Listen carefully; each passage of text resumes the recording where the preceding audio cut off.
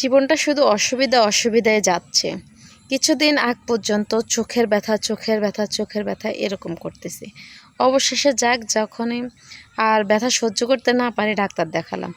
Doctor তো আমাকে একটা ধরাই দিছে যে ২ চোখ বাড়তি, আল্লাহর দানীয় ২ চোখ, আরও দিয়েছে ২ চোখ। ২ চোখের সাথে ৪ চোখ মিলিয়ে ফেলেছি। আর এই ৪ চোখ ব্যবহার করতে গেলে আমার এত বিরক্ত লাগে না। হিজাব মেনটেন মানে হিজাব ভালোভাবে ব্যবহার করতে পারতেছি না। হিজাব যদি সুন্দর করে করতে যাই তাহলে এই ৪ চোখের জন্য মানে বাড়তি ২ চোখের জন্য পারি না। হিজাব সুন্দর হয় না। আর মানে চোখের উপর কি জানি একটা ভারী দিয়ে রাখছে, অশান্তি লাগে শুধু। কিন্তু রোগও ক্যারি করতে পারতেছি না। প্রচুর মাথা ব্যথা হয়, প্রচুর চোখ ব্যথা হয়, তারপর কানের ভিতর শুষু মানে কেমন জানি অসুস্থ হলে যা হয় আর কি এরকম। এখন ট্রিটমেন্ট করেও শান্তি নেই। ডাক্তারকে বলছি যে চশমা না দিয়ে যদি কোনো ওষুধ দেন তাহলে ভালো হয় না। ডাক্তার বলতেছে চশমার কাজ চশমা করবে, ওষুধের কাজ ওষুধ করবে, এই আর কি। আজকে অসুস্থতার কারণে কয়েকদিন বাইরে বের হতে পারি না। আজকে অনেক দিন পরে বাইরে বের হয়েছি। এই যে মেয়েটাও বের হয়েছে। মেয়েটাকে নিয়ে ডাক্তারের কাছে গেছি, ওর ওষুধ আনতে হয়েছে। ও ভীষণ অসুস্থ, অ্যালার্জির সমস্যা ভুগতেছে। আজকে কয়েকদিন অ্যালার্জির সমস্যা ভুগতেছে। গত বুধবারে মাত্র ডাক্তার দেখাইছি, একরকম ওষুধ আনছে। এখন কালকে রাতে হঠাৎ অন্যরকম অসুস্থ হয়ে পড়েছে।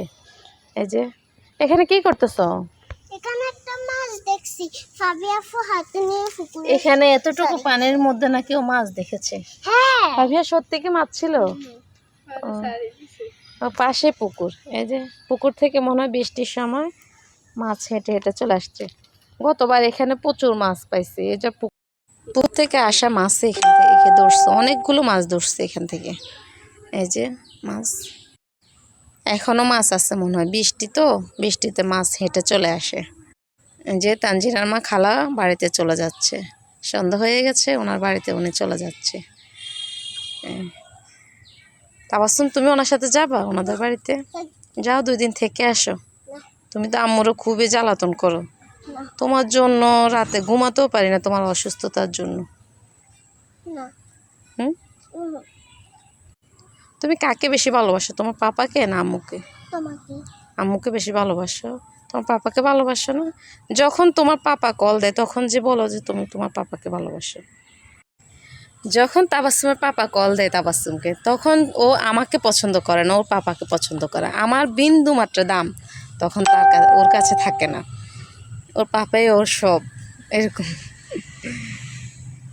সবার বাচ্চা কি এমন নাকি আমার তাবাসসুমই এমন? এই পুকুরটার পানি একদম পরিষ্কার, দেখেন একদম পরিষ্কার পানি। এই পানিটা আমার ব্যবহার করতে মন চায়, কিন্তু ওরকম ব্যবহার করা হয় না। খোলামেলা পুকুর তো, এই জন্য। কিন্তু প্রচুর মাছ আছে। গতবার আমরা এখানে বড়শি বেয়ে মাছ ধরছি কয়েকটা।